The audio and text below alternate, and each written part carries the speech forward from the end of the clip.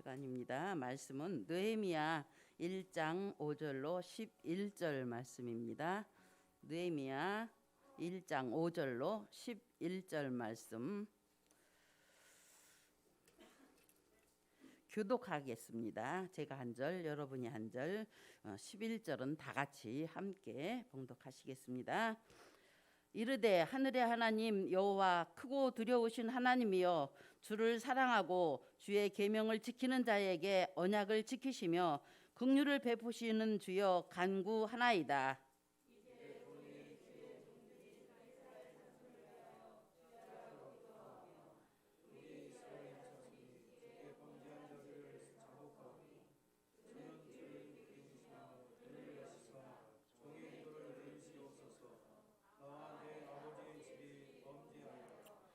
주를 향하여 크게 악을 행하여 주께서 주의 종 모세에게 명령하신 계명과 율례와 규례를 지키지 아니하였나이다.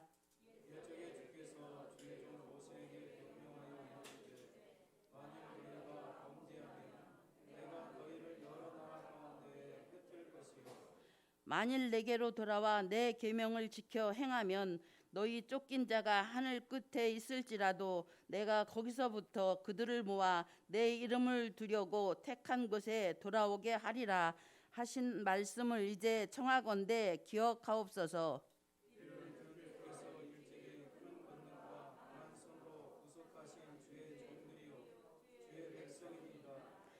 주여 구하오니 귀를 기울이사 주의 이름을 경외하기를 기뻐하는 종들의 기도를 들으시고 오늘 종이 형통하여 이 사람 앞에서 은혜를 입게 하옵소서 하였나니 그때에 내가 왕의 술관원이 되었느니라. 아멘. 성벽 재건이라는 말씀을 가지고 박하용 사가님께서 말씀을 증거하실 때에 큰 은혜 되시기를 바랍니다. 오늘 찬양을 한 곡 좀 하고 시작하려고 합니다. 제가 이 풍진 세상 그걸 찬양하려고 하니까 자, 찬양대가 찬양을 했잖아요. 네, 풍진 세상.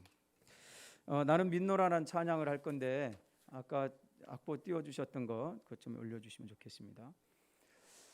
나는 민노라 깊은 슬픔 가운데 홀로 방황할 때에 주님은 나를 위로하셨고 힘든 세상 일 속에 지쳐 쓰러질 때도 주님은 나를 인도하셨네. 나는 믿노라. 하나님이 함께 하심을 나는 믿노라. 하나님이 함께 하심을 나는 믿노라. 하나님이 나와 함께 하심을 나는 믿노라. 이런 찬양입니다. 우리 한번 좀 불러볼 텐데요. 좀 처음 듣는 곡이지만 그래도 쉬울 것 같아요. 네.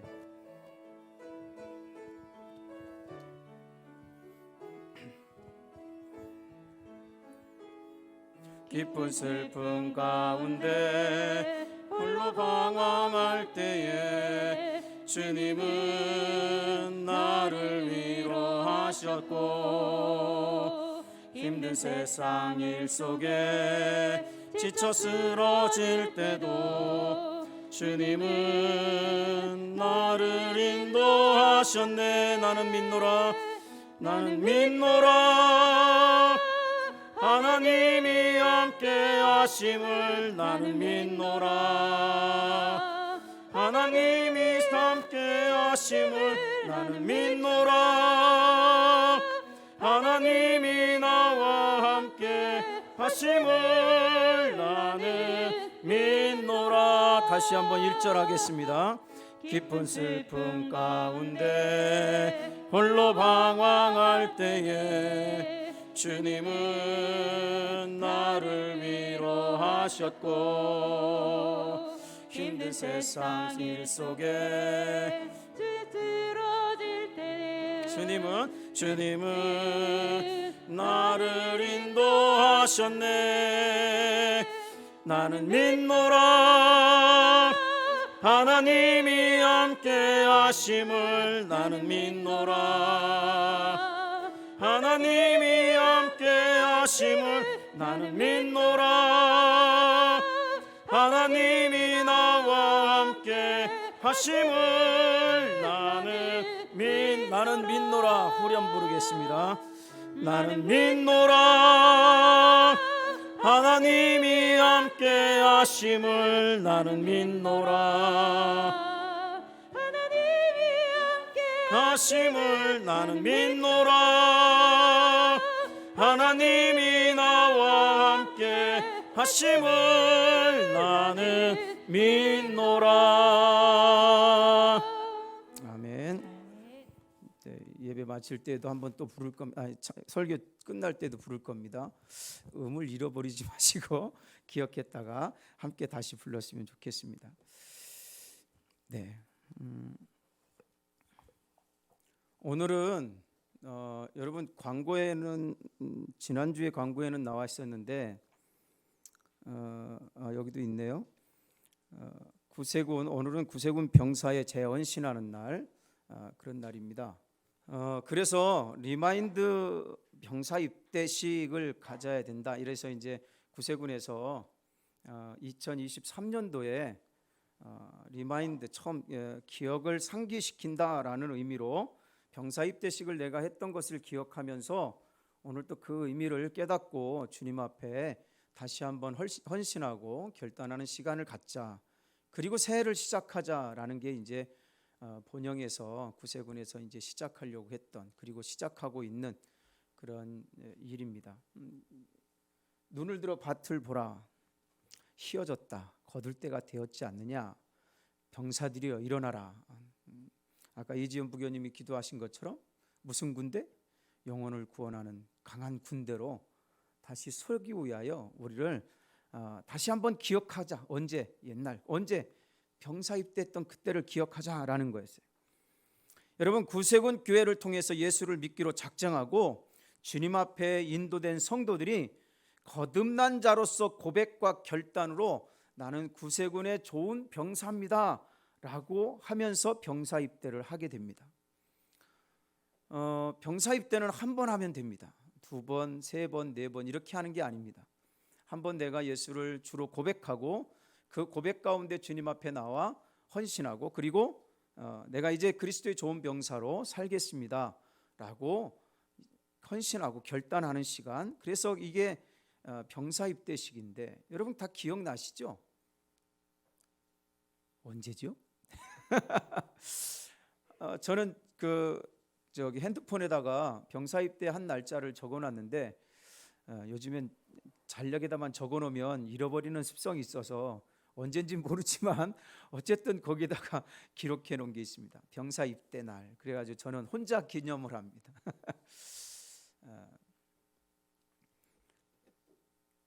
처음에 교회 나와서 병사로 훈련을 마치고 구세군 군기 아래서 병사 입대할 당시 회중 앞에서 자비석으로 나가 병사 서약에서 서명 날인할 그때, 그리고 공개 선서 의식과 기도 의식 과정을 통해서 구세군의 병사, 구세군의 일원으로 병사 서약할 때의 그 마음,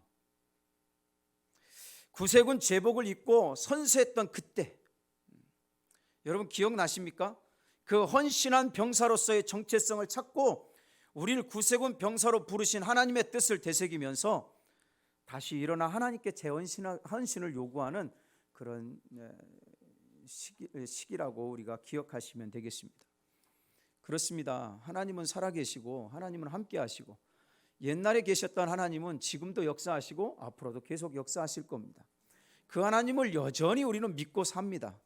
그래서 다시 내 자신을 돌아보면서 내가 구세군 병사가 된 것을 어떻게 기념하고 어떻게 감사하고 어떤 모습으로 주님 앞에 서야 될지를 다시 생각하는 거예요. 병사 입대를 하자는 얘기가 아닙니다. 병사 입대 받으시고 다른 교단에서 세례를 받으셨다고 하는 그 모습으로 더 이상 세례는 주어지지 않습니다. 물론 성령께서 임재하시는 놀라운 역사는 경험하기도 되죠. 자, 오늘 느헤미야서를 통해서 오늘 병사 입대, 리마인드, 기억을 상기시키며 병사 입대를 하자라고 하는 그런 우리의 계획들을 가지고 우리 오늘을 지키면서 성벽 재건의 역사처럼 우리를 새롭게 하실 하나님의 음성을 듣는 귀한 시간 되기를 간절히 바랍니다. 자, 느헤미야죠. 느헤미야서는 성경의 기록 역사로 보면 거의 끝입니다. 끝에 쪽. 말라기 선지자가 이야기하기 전에 끝나야 하는 성경. 그래서 성경의 거의 끝쪽에 해당되는 겁니다. 읽을 때 느헤미야서를 먼저 읽으면 그 다음부터 헷갈려서 더 이상 진행이 안 됩니다. 했던 얘기 또 하는 것 같고 했던 얘기 또 하는 것 같고 그렇게 됩니다. 순서가 그렇습니다. 어쨌든 그렇습니다. 느헤미야, 이스라엘 멸망 중에 딱 한 줄의 소망을 가지고 붙잡고 나갔던 사람 누구냐? 느헤미야라는 사람입니다. 이 사람은 선지자도 아닙니다. 공무원입니다. 공무원이 성경에 기록이 되어 있습니다. 공무원으로서 자기의 일을 하고 또 하나님의 역사를 이루어가는 그 모습을 기록해 놓은 사건이 느헤미야서입니다. 공무원이에요. 공무원, 국가공무원. 그렇죠. 배경을 간단하게 잠깐 좀 말씀드리면 하나님께서 우주 만물을 창조하셨습니다. 그 후에 메소포타미아 지역에서 시작된 인간의 문명이 흘러서 바벨론 제국에까지 갑니다. 그렇게 되면서 세계사가 계속 흘러가는데 하나님께서도 하나님의 나라의 백성들을 만들고 싶었습니다. 그래서 하나님의 나라 백성을 만들기 위하여 이스라엘이라는 나라를 선택하십니다. 아브라함을 시작으로 해서 백성이 생기기 시작합니다. 모세를 통해서 법도 주십니다.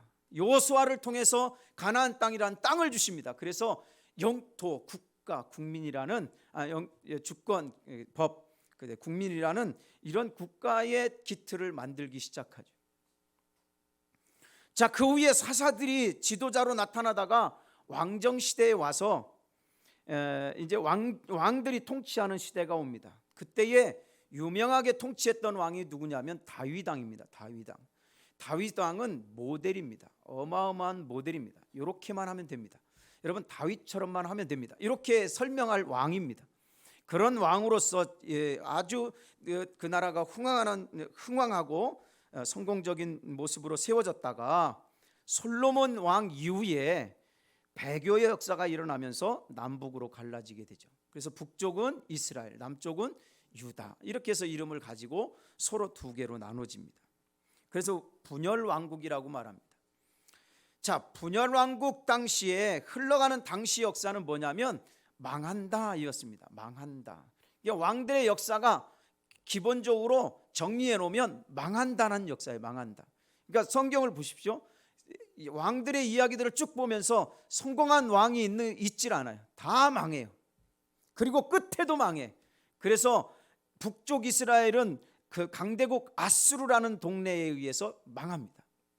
130년이 지난 후에 남쪽 유다도 이제는 아수르를 집어삼켰던 바벨론에 의해서 망하게 됩니다. 남쪽 유다 바벨론이라는 나라가 어디에 망하냐면 여러분 파사 제국 페르시아한테 망합니다. 이 노란 바탕에 있는 것이 다 페르시아예요. 어마어마한 땅을 가지고 있죠. 그때 당시에 세계를 지배했다 이렇게 표현을 하죠. 강대국입니다. 엄청난 강대국이었습니다. 바벨론을 무너뜨린 나라. 이제 파사 제국이 끌어갈 겁니다. 그때 당시에 바벨론 당시에는 느부갓네살 왕이 들어와서 예루살렘을 완전히 토토화시키면서 성전도 무너뜨리고 성벽도 다 헐어버렸어요. 많은 유대인들을 잡아갔어요. 다 끌고 갔어요. 그래서 성경 역사를 보면 역사가 두 가운데서 이야기를 합니다. 하나는 이스라엘이라는 유다 쪽에서의 이야기가 한 번 정리가 되고 그 다음은 바벨론이라고 하는 여기 바벨론 제국이라고 쓴 데가 있죠. 그쪽 동네에서 한 번 또 다른 사건들이 일어나기. 그래서 두 가운데서 사건이 일어나는 거예요. 성경은 두 가운데서 마지막 시대의 사건들을 계속 이야기를 해주고 있죠. 자, 그런데 세월이 흘러서 페르시아가 이제 바벨론을 집어삼켜 버리고 그래서 세계를 지배하는 나라가 됐는데 그때 당시에 시대적으로 선지자들이 무지하게 많이 등장하는 때입니다. 선지서가 대선지서, 소선지서 이러는데 대선지서는 양이 많다, 책 양이 많다, 용량이 길다 이런 얘기고 소선지서는 짧다 이런 얘기입니다. 뭐 크고 작다는 얘기가 아니죠. 자, 대선지서, 소선지서라고 하는 선지서들이 어마어마하게 막 일어나기 시작하는 거예요. 그때 당시에 일어났던 사람이 누구냐면 예레미야라는 선지자입니다. 예레미야가 뭘 외쳤냐면 이런 걸 외쳤어요. 심판하실 거야. 그러나 구원하신다. 그리고 70년 후에 심판에서 너희들 포로로 잡혀가지만 돌아올 거야. 이렇게 얘기를 하는 거예요. 예레미야가 얼마나 외치는지 몰라요. 그렇게 외치면서 돌아다녔어요. 그리고 자기 아내가 죽는 그런 모습들을 통해서도 계속해서 하나님의 메시지를 증거하는 그런 엄청난 사역자였습니다. 이런 말을 전했을 때 이스라엘 백성들이 들었을까요? 안 들었을까요? 안 들었죠. 어떻게 하셨어요? 나하고 똑같아서 그래. 우리하고 똑같아서 그래. 사실은 하나님은 바벨론한테 너희들 넘어가 있어. 그러면 70년 후면 돌아오게 할 거야 라고 하는 계획이 있으셨어요. 이스라엘 백성들은 어디에 관심이 있냐면 애굽에 관심이 있었어요. 애굽으로 열심히 가려고 그래요. 어마어마하게 애굽으로 가려고. 애굽에 뭐 있나 봐. 껌 붙여놨나 봐. 어마어마하게 가려고 그래요. 그러다가 계속 혼나죠. 그러다가 혼나고 또 혼나고 또 혼나고 멸망하죠. 참 비참하게 살아갑니다. 근데 하나님께서 바벨론으로 갔었으면 70년 만에 진짜 돌아오게 하셨는데 그 돌아오는 때가 어디냐면 느헤미야 때라는 거예요. 느헤미야 때. 그래서 돌아오는 거예요. 돌아와. 이스라엘 백성들이 돌아와요. 에스라 때 한 번 돌아오고 느헤미야 때 한 번 돌아오고 해서 막 계속 돌아오죠. 그 전에는 스룹바벨이라는 사람에 의해서 1차로 먼저 돌아오고 그 다음에 에스라와 함께 돌아온 사람이 있고 느헤미야는 또 그 백성들을 데리고 야 성전을 건축하러 가야 돼. 성벽. 에스라는 성전 그리고 느헤미야는 성벽을 건축해야 돼 하고서 데리고 와서 3차로 이제 이렇게 다 귀환합니다. 자, 그런데 이 신기한 건 에스라 때 사람들이 와서 보니까 다 불탔잖아요. 성전도 무너져, 성벽도 다 허물어져. 그래서 아무것도 제대로 된 게 없는데 에스라가 와서 성전을 막 건축하려고 하는 거예요. 열심히 성전을 건축합니다.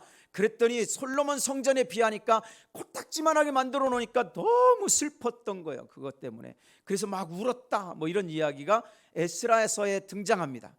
에스라가 열심히 사람들에게 이제 말씀을 가르치면서 훈련하는데 문제는 성벽을 완성하지 못하고 그냥 내버려 둔 거예요. 아니 방치해 놓으니까 답답해 죽는 거예요. 이게 도대체 되는 거냐? 이게 방치하면 되겠느냐? 그러니까 사람들은 읽는 거예요. 성전이라도 하나 건사하게 만들어 놨으니 성벽쯤이 어떻습니까? 안 해도 되지라는 생각을 가지고 있었던 거예요. 그래서 성벽 재건하지 않아도 별 문제 되지 않아 라는 생각에 사로잡혀서 여전히 성벽을 무너진 상태로 놔두고 있었어요. 여러분, 울타리가 없다는 이야기는 방어할 수 있는 능력이 사라졌다는 얘기예요. 내가 누군가를 보호해 줄 수 있는 보호막이 없어졌다는 얘기예요. 그 정도로 이스라엘 백성들이 보호막이 확 사라져버린 상태인데도 그저 이렇게만 살아도 돼라고 했던 거예요. 무너진 것, 그 고통, 그 어려움 상황들을 다 이해하겠음에도 불구하고 그것을 가지고도 그냥 살아도 될 만큼 습관화가 되고 합리화시키면서 그냥 살아가는 거예요. 그것을 누구가 알게 되냐면 이제는 느헤미야라는 사람이 그 사실을 알게 되죠. 그 사실을 알고 이제는 10여 년 뒤에 에스겔 10년 후에 느헤미야가 이제 3차 포로들을 귀환하면서 성벽을 재건하기 시작하죠. 성벽을 열심히 재건해서 성벽을 완성시키는 것이 느헤미야서의 말씀이에요. 느헤미야서는 성벽을 완성하고 그 다음에 계속해서 어떤 메시지를 계속 전해주시는 내용이 이제 느헤미야서라 이렇게 보시면 되겠습니다. 사랑하는 여러분, 우리 무너진 성벽들이 있으면 재건되는 역사가 일어나기를 원합니다. 혹시 여러분 신앙생활 하면서 지금까지 살아오면서 그저 이거 하나만 해도 내가 잘하는 거야, 이거 하나만 해도 훌륭해, 그거 다른 사람은 그것도 안 하는데 난 이거라도 하잖아 라고 만족하며 사시는 분 계십니까? 하나님 앞에 예비하면서 나는 요거 하나만이라도 만족하지 다른 사람 그것도 안 하는데 라고 하시는 분 계세요? 그건 무너진 상태로 그냥 있는 거예요. 성벽이 무너진 상태로 그냥 있는 거하고 똑같은 거예요. 사람들이 손가락질하는 거예요. 이스라엘 성의 성벽이 무너지니까 이 주변에 있는 사람들이 무시를 하는 거죠. 야, 쟤들은 하나님께 예배한다고 하는데 성벽조차도 무너지고 아무것도 하지 못하는 저런 무능력한 존재들이 뭐 잘났다고 하나님의 백성이라고 저러냐라고 손가락질 받았어요. 여러분, 우리가 그렇다는 거죠. 잘못하면 우리가 뭔가에 하나에 만족하고 살면 나머지 가지고 홀딱 망해져도 사람들이 손가락질해도 거기에 우리는 신경 안 쓰고 나만 만족하며 살아가는 참 이상한 신앙이 될 수밖에 없는 거예요. 그래서 오늘 우리는 신앙생활에 성벽처럼 무너져 있는 곳을 다시 수축해야 되는 거예요. 깨어졌습니까? 부서졌습니까? 흔들거립니까? 요동치고 있습니까? 그것을 보고도 놔둡니까? 그럴 수 없어요. 해결하셔야 돼요. 해결하셔야 돼요. 언제 해야 됩니까? 지금 하셔야 되는 거예요. 언제요? 내년에? 내년 올지도 몰라요. 안 오면 어떻게 해? 여러분, 지금 하셔야 돼요. 내일 올 것 같습니까? 몰라요. 하나님이 하시는 거예요. 나는 오늘 열심히 하는 거예요. 오늘 하는 거예요. 오늘. 그래서 오늘 성경은 말합니다. 여러분, 무너진 것을 재건하라. 내 신앙이 재건되기를 바랍니다.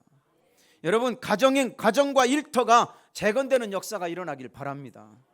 여러분, 교회가 재건되고 이 나라, 이 민족이 재건되는 역사가 일어나길 바랍니다. 누구를 통해서?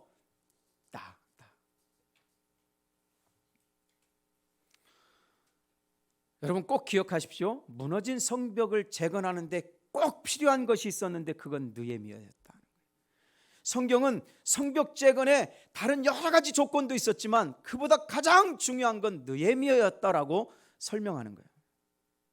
여러분, 이 시대의 느헤미야가 되시기를 바라는 거예요. 이 시대에 무너진 성벽을 재건할 수 있는 유일한 사람 누구? 나. 할렐루야.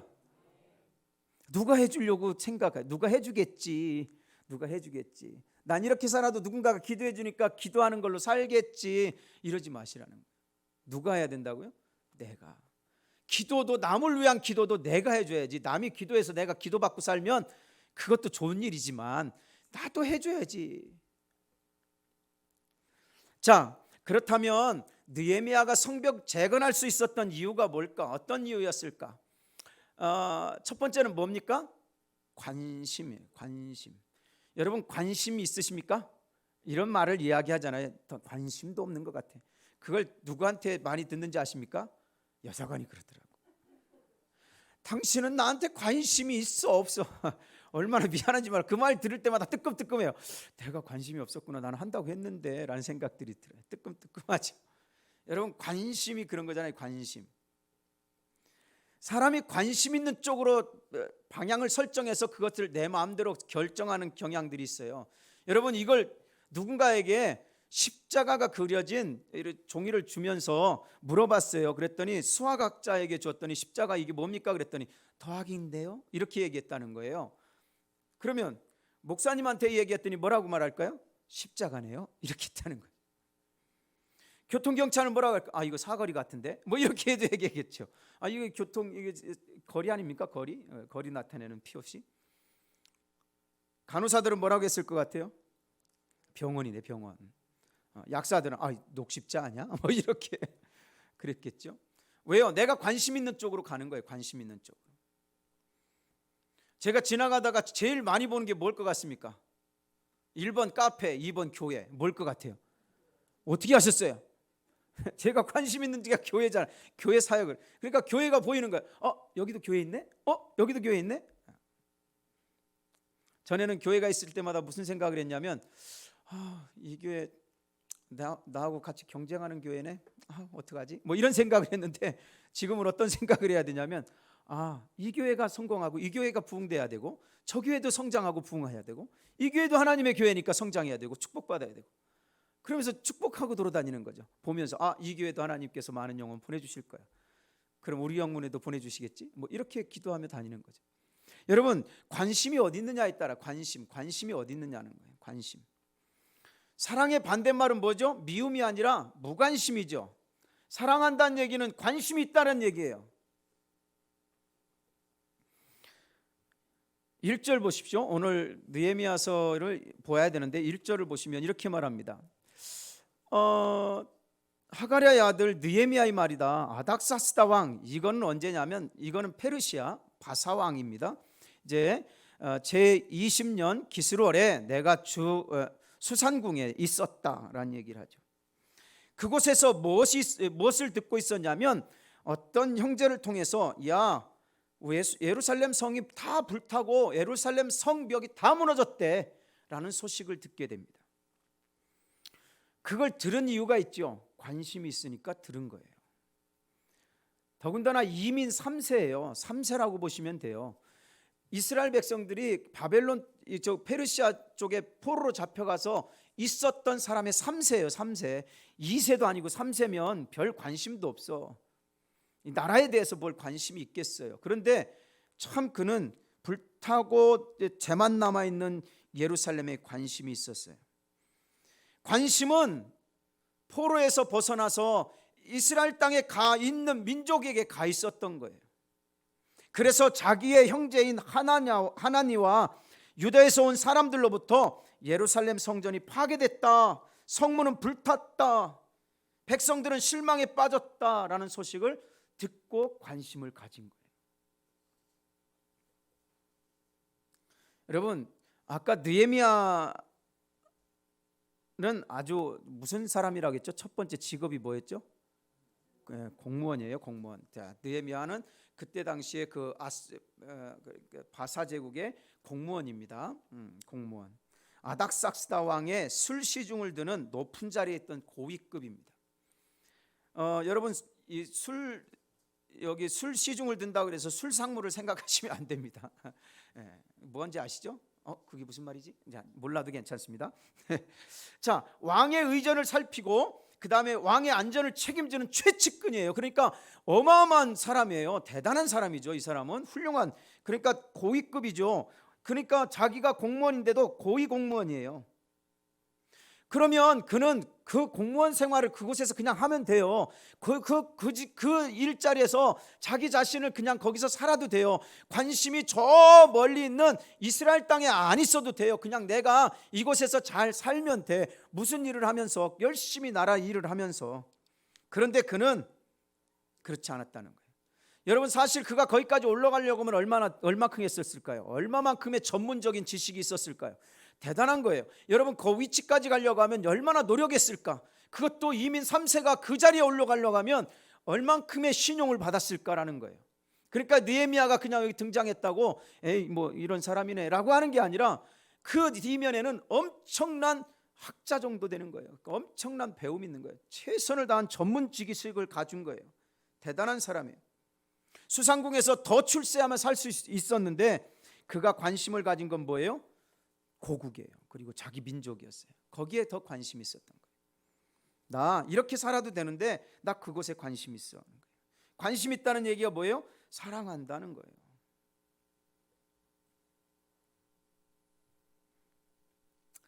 사실 느헤미야는 그것을 알게 되죠. 하나님께서 나에게 수상궁에 살게 한 것은 하나님이 그 자리에 나를 심어주신 거다라는 거예요.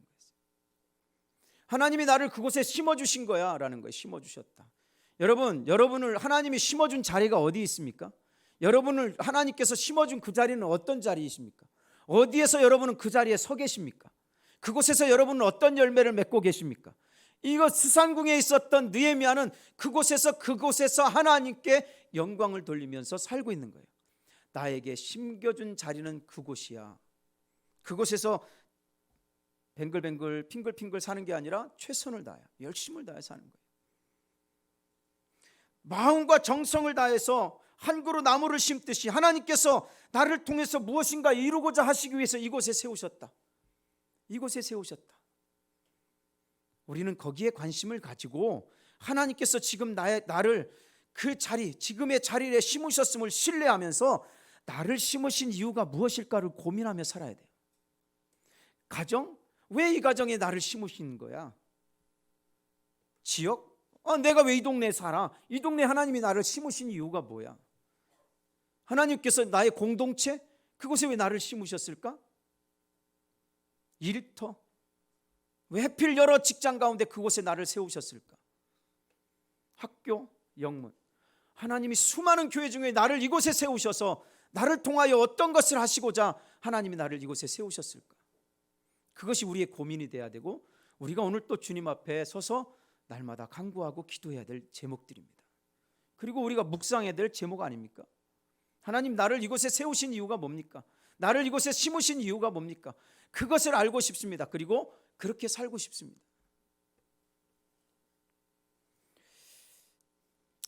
느헤미야는 도망가 버렸네. 느헤미야는 포로에서 벗어난 고국으로 돌아간 자기 민족에게 관심이 있었으니까 관심을 가지고 뭘 하냐면 기도하기 시작하는 거예요. 기도가 어디에 나와요? 4절. 수일 동안 앉아서 슬퍼하며 하나님 앞에 금식하며 기도했다. 여러분, 이 사람이 얼마 동안 기도한지 아십니까? 성경에 보니까 1절하고 2절 사이에 보니까 4개월 동안이에요. 몇 개월 동안 금식하며 기도했다고요? 4개월. 굶어 죽었겠네. 4개월 동안 기도하고 있었던 거예요. 기스루월 11월 12월 사이죠. 니산월 3월에서 4월입니다. 여러분, 느헤미야가 어떻게 무너진 성벽을 불과 52일 만에 완공할 수 있었을까? 재건할 수 있었을까? 나중에 이야기하겠지만 느헤미야는 성벽을 52일 만에 재건합니다. 아주 엄청난 빠른 속도로 재건하죠. 여러분, 어떻게 해서 이런 일이 일어날 수 있었어요? 관심이에요. 내가 관심을 가지면 이런 일들이 일어나요. 할렐루야. 여러분, 오늘 우리는 무엇에 관심을 가지고 있느냐라는 걸 여러분에게 묻습니다. 여러분은 무엇에 관심이 있습니까? 무엇에 관심이 있어요? 돈, 건강, 뭐에 관심 있으세요? 어떤 것에 관심 가지고 하루 종일, 아니 일주일 동안 살아오십니까? 그리고 주일 됐다고 교회에 오십니까?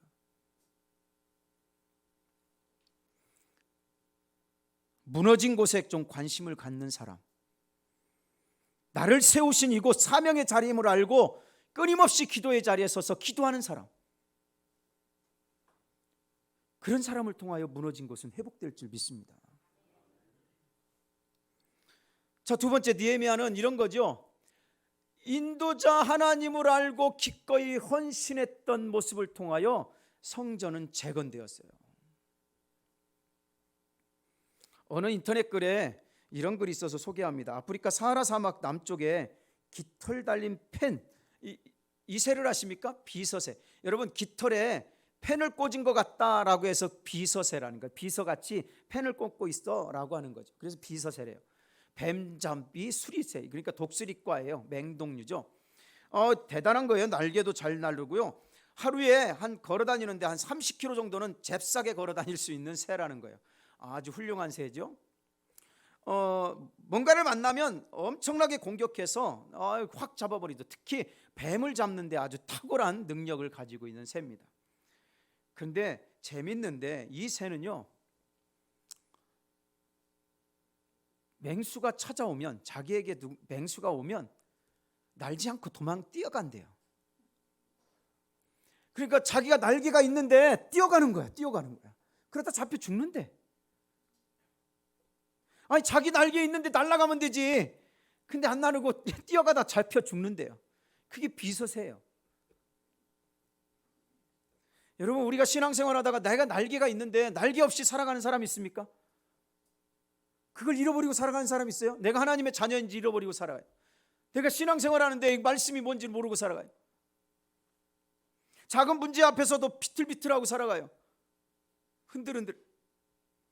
깊은 슬픔 가운데 홀로 방황할 때에 주님은 나를 위로하셨다고 하는데 나는 하나님을 그래도 못 믿어 라고 외치며 살아요. 날개는 있는데 날아가야지. 날아가면서 살 텐데 비련하게 걸어가 다치고. 여러분, 무너진 성벽을 재건하는 일에는 관심이라겠죠. 관심 있으면 해결이 됩니다. 관심은 뭐라고 했어요? 사랑이에요. 그 관심을 가지고 뭐 해야 돼요? 그 다음에 기도해야죠. 기도하던 그 사람은 결국 무너진 곳을 재건할 수 있는 어디까지 갑니까? 헌신의 자리까지 가는 거예요. 5절 보세요. 5절에 보니까 호칭을 뭐라고 부르냐면, 시간이 없어서 빨리 하겠습니다. 5절에 보니까 하늘의 하나님 여호와 크고 두려우신 하나님, 이렇게 말합니다. 11절 보세요. 11절에 보니까 이렇게 말하죠. 그때 당시에 뭐라고 하냐면 오늘 종이 형통하여 이 사람들 앞에서라고 해요. 이 사람은 누구냐면 누구예요? 아닥삭스다 왕의 왕을 이 사람 이 정도로 표현하고 하나님을 어떻게 하늘의 하나님 여호와 크고 두려우신 하나님 이렇게 얘기합니다. 이 사람이 지금 누구를 두려워하고 있다? 하나님. 모든 것이 하나님께서 느헤미야의 기도를 들어주셔서 왕의 마음을 움직이게 하셨다라는 것을 알고 모든 기도의 시작을 누구에게 집중하고? 하나님께 집중하고, 왕이 아닌 하나님께 집중하고, 그리고 하나님 앞에 간구해서 누가 움직입니까? 왕의 마음이 움직이게 만드는 거예요. 오늘 모든 일은 오직 하나님의 은혜가 필요한 것이기에 그는 먼저 하나님 앞에 기도를 시작합니다. 느헤미야서 1장 이후에 여전히 자기 기도가 전혀 헛되지 않고 하나님께서 드려주셨던 것을 믿기에 밤낮으로 금식하셨죠. 그리고 그 기도로 헌신하는 느헤미야의 기도는 예루살렘 성벽을 다시 세우는데 아주 중요한 밑거름이 되었음을 우리는 기억해야 합니다. 우리는 하나님의 일을 하면서 종종 내 힘으로, 내가 가진 능력으로, 그리고 내가 가진 연줄 가지고 한번 해보려고 합니다. 아닥사스다 왕 잘 아니 그냥 가서 얘기하면 될 거 아닙니까? 더군다나 같이 관계가 너무 깊은 사람인데 가서 얘기해주면 좀 들어줄 거 아니에요? 안 들어주면 그냥 김 한 봉지라도, 양반김 한 봉지라도 좀 들고 가면 해주지 않겠어요? 그런데 그렇게 안 하고 누구에게? 하나님께 기도하고 있는 거예요. 그랬더니 누가 움직여요? 왕이 움직인 거예요.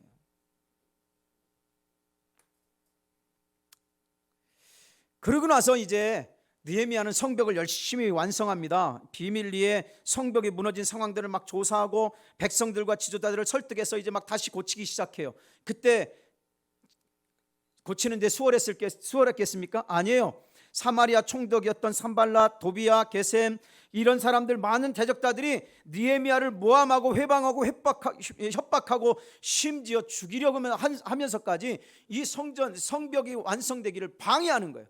어마어마하게 방해합니다. 성문을 달기만 하면 성벽 공사 완공하려고 하면 끊임없이 와서 무너뜨리고 외부의 방해뿐만 아니라 내부의 적도 있었어. 내부 안에서도 여전히 불만들이 있어서 그것 때문에 성벽 재건하는데 너무 어려웠어요. 그럼에도 불구하고 그때마다 이 모든 것을 인도하실 하나님을 믿고 그 믿음을 가지고 기꺼이 그는 헌신의 자리에서 포기하지 않고 그곳에 서 있는 거예요. 느헤미야는 그 믿음으로 하나님께 기도함으로 이러한 대적들의 방해, 유혹, 그리고 백성들의 원망을 극복하고 드디어 52일 만에 성벽을 재건하게 됩니다. 사랑하는 여러분, 금이 가고 부서지고 깨어진 것이 있습니까? 아니 내가 흔들려서 요동학 치고 있는 내 마음, 내 중심이 있습니까? 아니 내 신앙이 그렇습니까? 여러분 그 무너진 곳에 관심이 있습니까? 그래서 기도하십니까? 모든 것을 인도하시는 하나님을 바라보고 지금 그 자리에서 헌신하십니까? 문제보다 크신 하나님을 바라보고 하나님의 도움을 구하고 느헤미야가 왕 앞에서 나가기 전에 먼저 하나님 앞에 나갔듯이 우리도 하나님의 은혜를 구하는 겸손한 기도로 모든 사명을 감당하는 저와 여러분 되시기를 간절히 바랍니다. 그렇습니다. 하나님께서 느헤미야를 도와주셨습니다. 술 맡은 관원이라고 높은 자리에 오를 수 있게 하신 것도 하나님의 섭리요. 아닥사스다 왕의 허락으로 느헤미야가 총독으로 부임한 때도 하나님께서 왕의 마음을 움직여서까지 함께 해주셔서 무사히 성벽 공사를 완성할 수 있도록 마치게 해주신 것도 하나님이 도우심이에요. 하나님은 끊임없이 그를 도와주고 계셨던 겁니다. 그것을 알고 느헤미야는 그 자리에서 헌신합니다. 여러분 하나님이 함께 하심을 믿으십니까? 하나님이 살아계심을 믿습니까? 하나님이 오늘 또 나와 함께 하심을 믿습니까? 이 자리에 임재하여 주심을 믿습니까? 그렇습니다. 그러면 그 자리에서 나는 뭐 해야 됩니까? 헌신이 필요한 거예요. 예루살렘 성전 재건은 관심을 갖고 기도했더니 되더라 이런 얘기예요. 하나님의 도우심 결과로 기도했더니 되더라라는 고백을 하고 있는 거예요.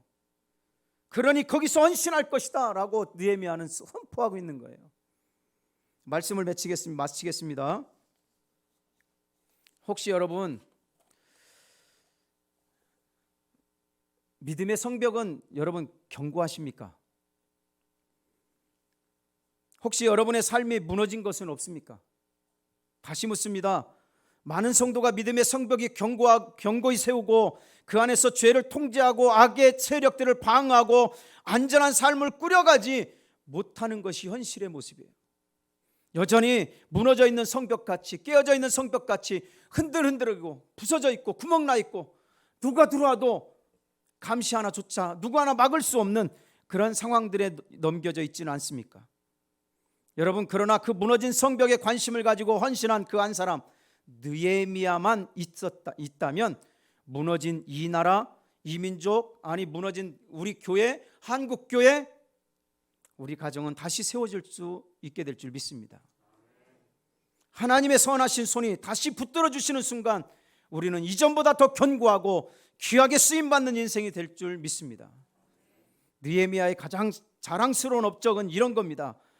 당신도 자신을 위해 견고하고 거룩한 믿음의 성을 재건하십시오. 그리고 그 믿음으로 나처럼 하나님 나라를 위해 성을 세우십시오. 그 일을 지금 하십시오. 느헤미야는 지금 그걸 우리에게 요구하고 있는 거예요. 그리고 외칩니다. 믿음으로 나가면 다 이루고도 남는다는 거예요. 할렐루야. 혹시 오늘 병사 재헌신의 의미를 갖는 리마인드 병사 입대의 의미를 되새기면서 여러분, 나는 지금 괜찮은가? 지금 이렇게 가도 괜찮은가? 금이 가고 흔들리고 요동치고 있는데 그럼에도 불구하고 나는 안전한가? 이 모습 이대로도 괜찮은가? 혹시 아무 감각은 없지 않는가? 그것조차도 이해하지 못하고 인식하지 못하고 그냥 나 살아가고 있지는 않는가? 우리가 경력이 쌓이고 경험이 많아지면 좀 쉬어도 되지 않겠나 고민하면서 지금 뒷자리에 앉아 계시진 않습니까? 사람이 많으니 나는 괜찮아. 나이가 많으니 나는 괜찮아. 누가 하겠지. 여러분 뒤에 앉아 계시지 않습니까? 다시 말씀드립니다. 오늘 처음 교회에 나와 병사로 훈련을 마치고 구세군 군기 아래서 병사 입대할 당시, 회중 앞 자비석으로 나가 병사 서약에 서명할 그때 당시, 그리고 공개 선서, 기도, 이런 과정을 통해서 구세군의 일원 병사, 그리스도의 좋은 병사로 서약할 때의 그 마음, 그리고 이 제복을 입고 선서했을 때의 그 마음, 그 헌신한 병사로서의 정체성을 여러분 다시 회복하자는 거예요. 다시 회복하자고요. 무너진 것 같지 않습니까? 깨어진 것 같지 않습니까? 다시 회복해야 돼요.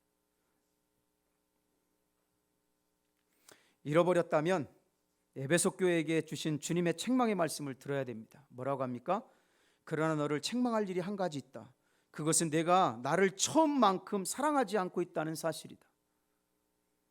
이전에 내가 나를 어떻게 사랑했는지 그때를 돌이켜보아라. 어디서 잘못되었는지 생각하고 회개하여 예전처럼 행하였도록 하여라. 주님의 말씀이에요. 우리를 구세군 병사로 부르신 하나님의 뜻을 되새기면서 일어나 하나님께 재헌신의 그런 기회들을 여러분 가져야 될 줄 믿습니다. 내가 있어야 될 그 자리, 부교로서 이곳에 저곳에 봉사하고 내가 감당해야 될 일들을 감당하고, 누가 하니까 나는 안 해도 돼가 아니라 여전히 내가 그 자리에 있어야 되고, 그것을 통해서 같이 합력하여 선을 이뤄가는 놀라운 일들이 오늘 나를 통하여, 성벽 재건하는 나를 통하여 일어날 수 있기를 주님의 이름으로 축복합니다. 오늘 시간 함께 좀 일어날 텐데요, 일어나서 우리 함께 오늘 말씀을 기억하면서 좀 기도했으면 좋겠습니다. 오늘 잠깐 좀 자리에 불편하신 분들은 앉아 계셔도 괜찮습니다. 일어나셔서 우리 함께 기도하겠습니다. 여러분 정말 하나님을 믿으십니까? 하나님의 함께 하심을 믿으십니까? 하나님의 살아계심을 믿으십니까? 하나님의 살아 역사하심을 믿으십니까? 그러면 오늘 다시 한번 무너진 우리의 모습들을 다시 한번 세워가고 무너진 곳에 관심을 좀 갖고 기도하며 주님께서 세워주실 것을 믿고 그 헌신의 자리에 설 수 있기를 간절히 바랍니다. 새로운 병사가 되는 것이 아니라 예전에 그 병사의 모습으로 다시 돌아가 다시 한번 주님 앞에 헌신하고 충성하고 주님 앞에 더 충성스러운 모습으로 서기를 원합니다. 주여 우리를 도와주시고 우리를 붙잡아 주시고 인도하여 주시옵소서. 나를 새롭게 하여 주시옵소서. 이 시간 우리 함께 통성으로 기도하실 때에 다 같이 주여 한번 크게 외치고 통성으로 기도합니다. 주여! 할렐루야 할렐루야. 하나님 아버지 은혜를 진심으로 감사합니다. 우리를 사랑해 주셔서 감사합니다. 은혜 베풀어 주셔서 감사합니다. 하나님의 자녀 삼아 주셔서 감사합니다. 하나님의 백성 삼아 주셔서 감사합니다. 하나님과 함께 동행하는 삶을 살게 하여 주셔서 감사합니다. 이만큼 살아올 수 있도록 인도해 주셔서 감사합니다. 그러나 부족한 것이 너무 많아 하나님 아버지 좌절하고 낙심하고 넘어집니다. 하나님 아버지 깨어지고 무너지고 자빠졌는데도 하나님 그것조차 인식하지 못한 채 살아갑니다. 주여 우리를 불쌍히 여겨주시고 긍휼을 베풀어 주셔서 다시 한번 우리의 심령들을 새롭게 하여 주시고 하나님 무너지고 깨어지고 부서진 모습을 회복할 수 있게 하여 주시고 하나님 아버지 주님이 보시기에 합당하고 주님이 기뻐하시는 온전한 모습으로 세워질 수 있도록 인도하여 주시옵소서. 우리의 관심에서 멀어지지 않게 하시고 우리가 좀 더 관심을 갖게 하시고 하나님 아버지 기도하게 하여 주시고 하나님 아버지 주님이 살아계심을 믿고 헌신의 자리에서 변함없이 주님을 찬양하고 예배하는 믿음의 성도들 되게 도와 주시옵소서. 우리를 새롭게 하여 주시옵소서. 하나님의 살아계심을 믿습니다. 함께하여 주심을 믿습니다. 하나님의 인도하심을 믿습니다. 하나님의 역사하심을 믿습니다. 오늘 또 우리와 동행하여 주시고 역사하여 주시옵소서.